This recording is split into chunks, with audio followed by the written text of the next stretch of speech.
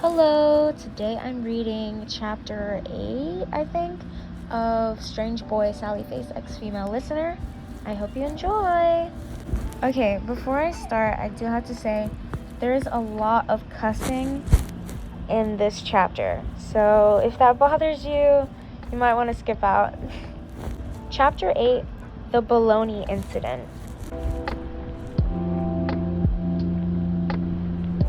It's been a year since then, and you had a test in math today. You did thankfully have Sal in that class, but sadly, Travis too. You usually zoomed through your test, which Sal told you shouldn't really do, but it didn't matter. Math was whatever.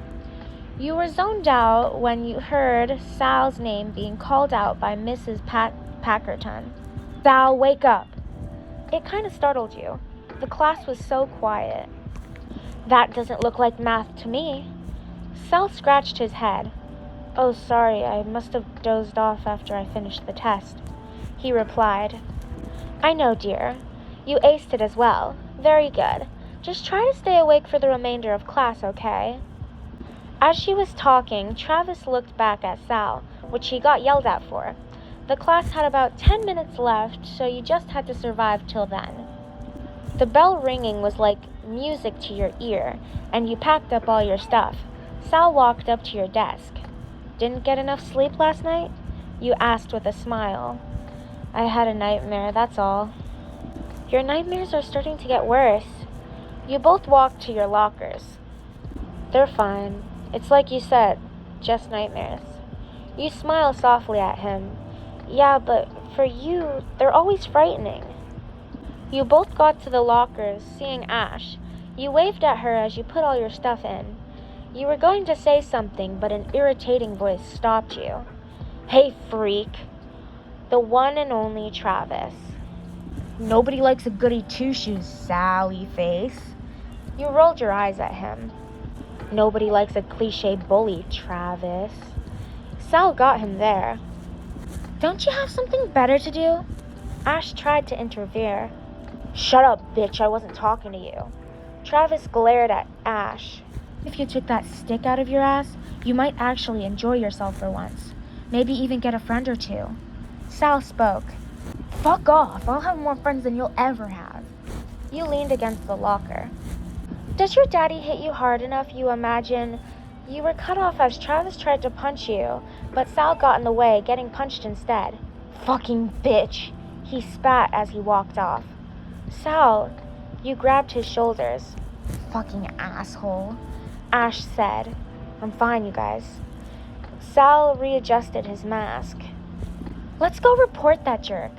You were going to agree with Ash, but Sal spoke. Don't worry about it. That'll just make things worse, trust me. I've dealt with bigger bullies than Travis before. You noticed the blood dripping that dripped down. Sal, you're bleeding! I'm fine. Ash held up her bandana. I've got it. Her hands went to Sal's bottom buckle. You were going to stop her, but she already lifted it. There's only a small scratch. Don't worry, you can hardly see it. Ash smiled, and you nodded at her, buckling back Sal's prosthetic. Dude, what happened? Larry walked up to you guys. Was it Travis? That prick, I'll kill him. Sal also reassured him he was fine. Sal took the punch from me. It's my fault, you say. It wasn't your fault. I chose to protect you. It's not like I'm going to let him hurt you. Sal looked at you. He's just mad they switched Baloney Day to tomorrow, Ash said. Never seen someone love the most shittiest thing ever. Larry cringed. That's why I got sick last week. I swear the one day I don't pack a lunch, I have to pay for it. You roll your eyes slightly. But you know I always offer to pack you guys lunch those days, but you always tell me no. You pouted. Well, then you'd have to pack 5 lunches and not do your homework. Sal reminded you. Yeah, dude, you're still behind on your grades. You sighed at Larry. Well, I'm not exactly failing. Straight D student. Yeah, they weren't the least bit pleased to hear that from you. Next day, Sal's POV. It was an average day at school, the only problem being the baloney. Does the bologna smell funny to you guys? Ash asked. Yeah, that's why I'm making sure to keep my food away from you guys. Yasmin pushed her food away. I thought last week was a little off-putting, but this seems much worse this week, Larry said.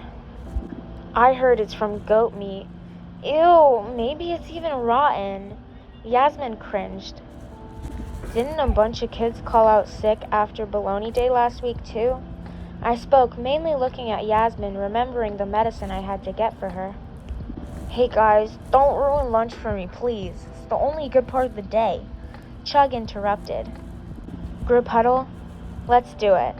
The 5 got up. We need to find out if something's wrong with this bologna. Maybe there's a batch of bad meat, or it's expired or something. I explained.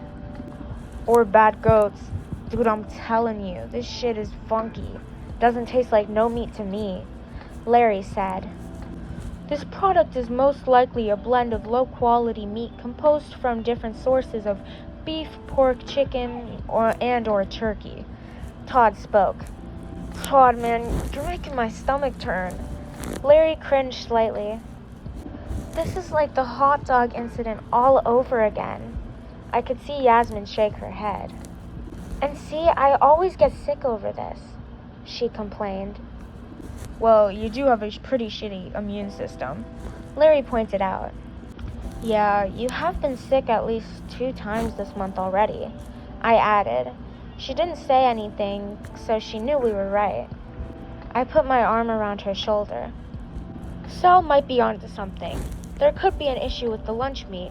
I'd like to take our sandwiches to the science lab to see if I could find any bacteria or signs of expiration. However, it would be helpful to know exactly what the ingredients are. I nodded at Todd. Okay, Ash, you go with Todd to the lab and help him. Me, Larry, and Yasmin will go and try and find information on the bologna. We all agree and split up. I started to ask Kim, but it ended in complete failure. Larry went to find a clue about Kim. I think she has things for birds, Yasmin thought. I remember when I had a bird on one of my bracelets and she kept talking about it. Well, we can confirm that when Larry sees the file. Me and Yasmin went to search around, from the lockers to the classrooms. Larry was able to get a picture of the file, and Yasmin was right. Kim really liked birds, so we used the cameras we took from Ash's lockers to snap a picture. Kim really liked it. We were wondering where you got the bologna, I asked. It's local, made by Miss Packerton. 100% meat. She brings it from the farm once a week, Kim answered. Here's some extra meat for the pictures. She handed it to Yasmin and we went to the lab. What kind of farm does Miss Packerton go to? Yasmin asked. Why are you so interested about the farm? I looked at her. Well, she lives in the apartment. I don't see any farms near there. It clicked in my head. I forgot she lives in the apartment. I barely ever see her. This was really strange, but after dropping in at the lab, we checked her class. When we got in, I saw the desk was locked with a combo. She's a math teacher, so try 3.141? Yasmin shrugged. It worked, surprisingly.